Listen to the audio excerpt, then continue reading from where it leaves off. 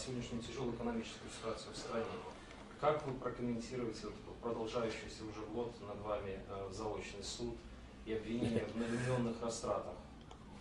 Вы знаете, я это объясняю полной неспособностью управлять государством и их несостоятельностью. Только так. Эти люди, знаете, они ничего за свою жизнь не создали. Это люди-разрушители. Им раньше мешал Акаев. Вот этим же людям, кто сегодня. Потом мешал Бакиев. Сегодня, когда они провозгласили себя властью, почему они не могут реализовать все свои щедрые обещания, которые давали? Вы посмотрите, что сегодня творится в Кыргызстане. Огромный дефицит бюджета. Огромнейший дефицит бюджета. Они ходят с протянутой рукой то в Россию, то в Казахстан, просят подачки, покрывать текущие расходы. Я не буду вам приводить всю статистику, хочу только сказать. В 2005, когда мы пришли к власти в Кыргызстан, бюджет страны был около 20 миллиардов сомов. В 2010 он был 61 миллиард сом, больше, чем в 3 раза. Вы мне назовите страны, которые за 5 лет бюджет страны растет в 3 раза. Я не буду остальные цифры называть. Там ремонт дорог, школ, повышение пенсий, зарплат, это все. Я не буду. Главные вот такие показатели возьмите базовые. В то время, какое было соотношение внешнего долга к ВВП и какое сейчас. Страна на грани дефолта. Чем это объяснить? Полное неумение.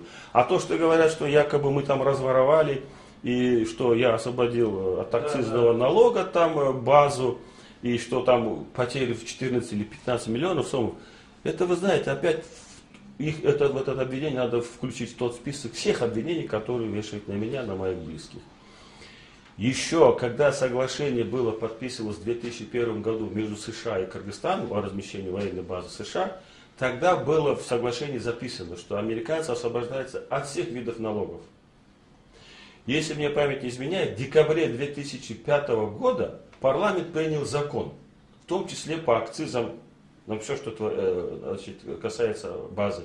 То есть парламент принял этот закон в декабре 2000. Я его, по-моему, в январе, где-то в феврале подписал. Это, я думаю, что скоро, если в Кыргызстане на чью-то голову упадет кирпич случайно, тоже, наверное, будут винить и меня, и моих окружений. Но это уже, понимаете, до нелепости доходит. Кстати, вот ваше окружение сейчас обвиняет в том, что вы причастны к голодовке в киргизских колониях, которые происходят и так далее. Вот, кстати, по этой голодовке. Я слышал, вы знаете, чем это объясняется? Мне кажется, это объясняется тем, что сегодня в Кыргызстане полный правовой беспредел. Во-первых, под видом борьбы с организованной преступностью идет перераспределение сфер влияния между членами правительства, президентом и отдельными депутатами. В эту борьбу подключился криминалитет. Вот и результат. Недавно слышал выступление уже бывшего генпрокурора Кыргызстана Байболова, уже бывшего. Но этого прокурора не я назначал, а они его назначали. Так он же открытым текстом сказал им. Он жалко, что сказал, когда уже освободили его, что там полный правовой беспредел в правоохранительных органах, в ГКНБ, что вообще без суда и следствия идет, значит, зрейдерские захваты, что чиновники, самого высокого ранга, там, на уровне вице-премьеров, занимающиеся бизнесом, уводят от налогов сотни миллионов. О чем говорить? И, конечно, и плюс, я думаю, почему колония пошла на эти бунты, вот этот беспредел, который творится в стране, он перекинулся и туда. По моим данным, начали вымогать элементарно деньги у родственников заключенных.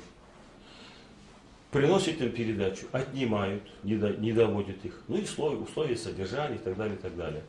Все это вместе, наверное, их вызвало бунт, который, они решили как-то привлечь на свою сторону внимание. Слушай, мы тоже люди, хоть мы и заключенные, но мы тоже люди, вы обратите на нас внимание, что тут творится. Я только так это объясняю.